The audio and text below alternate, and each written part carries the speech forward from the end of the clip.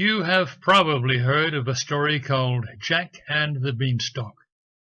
In case you haven't heard, it's the story of an unarmed homeowner who was robbed and murdered by a juvenile delinquent who was the product of a broken home.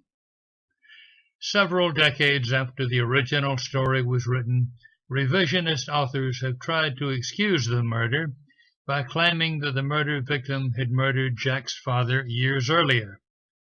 Any careful reading of the story, however, will reveal that Jack's real motive was robbery, not revenge, and that Jack had committed the murder in the process of trying to get away with stolen goods.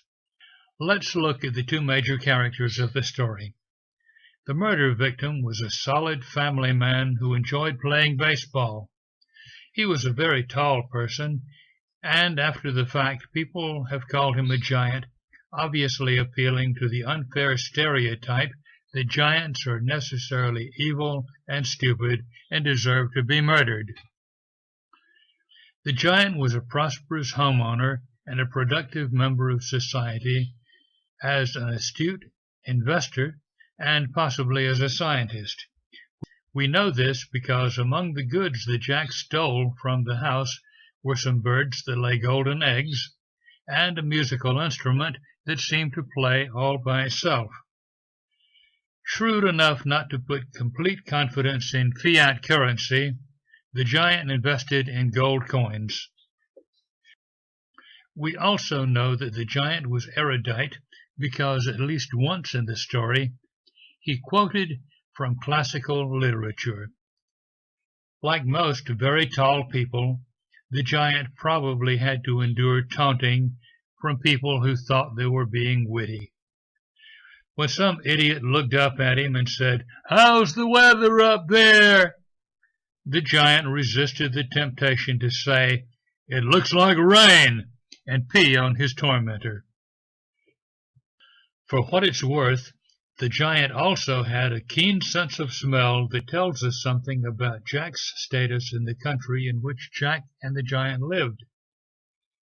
Jack's blood had a distinctive genetic marker that caused the giant to recognize Jack as an Englishman. That tells you that Jack was an unassimilated foreigner in that country.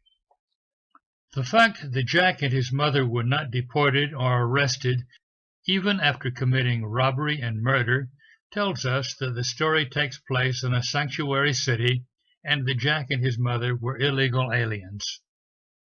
That the story took place in a sanctuary city would explain why the giant didn't have a gun to defend himself and his property.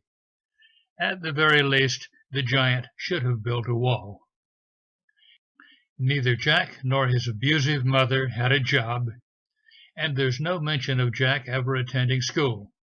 They had no visible means of support except for a cow that, early in the story, stopped giving milk. Jack's sense of value creation was so poor that he traded that cow for a handful of beans. When Jack's mother learned of this, she committed an act of child abuse. Then she compounded the physical and psychological abuse by committing an act of child neglect. She sent him to bed without his supper. We are not told how Jack's father had died, whether it was a drug deal that had turned nasty, if he had died during a robbery, or if he died as a result of taking a flu vaccine.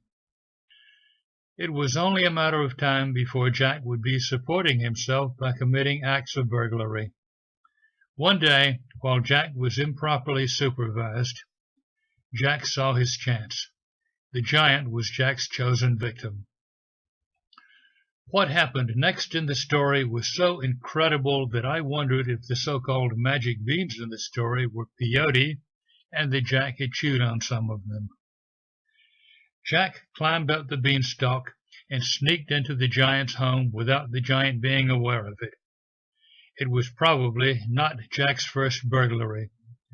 When Jack heard the sound of the giant returning from a baseball game, Jack hid in a large basket. We're not told exactly what Jack did as he hid in the basket, but we can imagine what it must have been like. I'm hiding in this basket, hoping the giant can't hear me. My life depends on me being as quiet as possible. So what am I doing? I'm spouting left-wing talking points against gun ownership. I'm urging lawmakers to pass laws against law-abiding citizens having guns. Why? I don't know. Maybe this will be played on CNN. As the giant was taking a nap, the illegal alien bundled up several valuables and started to leave.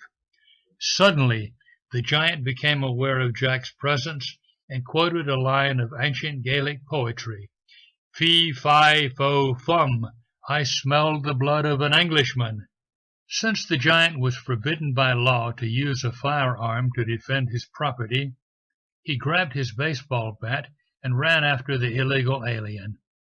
Jack, with the stolen goods, quickly climbed down the beanstalk. As you can see, it all happened so fast that the giant didn't have time to call 911. Even with speed dialing, the average police response time is just over 14 minutes. The best response time is 4.5 minutes. And even if the giant had speed dialed and the authorities arrived at the speed of light, the sheriff may have given his deputies a stand-down order, in which case the deputies would have spent the entire episode behind a patrol car, smoking cigarettes and shooting the bull. Once the illegal alien was safely on the ground, he used an axe to chop down the beanstalk, causing the giant to fall to the ground and suffer grievous bodily injury. As the giant lay dazed and helpless on the ground, Jack grabbed a sword and murdered the injured giant. By murdering the citizen while in the process of committing another felony, Jack was guilty of capital murder. The murderer was never prosecuted because the murder had been committed by an illegal alien in a sanctuary city, where the lives of law-abiding citizens don't really matter.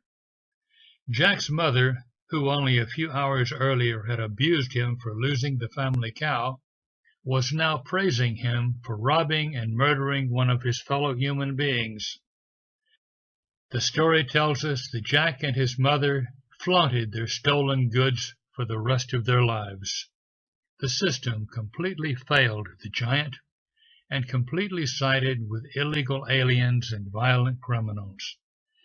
Now let's see what would have happened if the giant had been allowed to have a firearm to defend himself.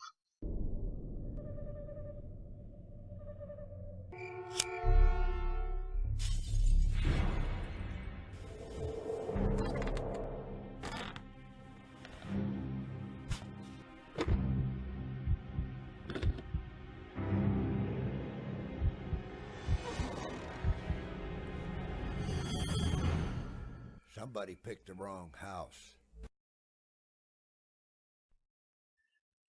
Defend your right to live happily ever after.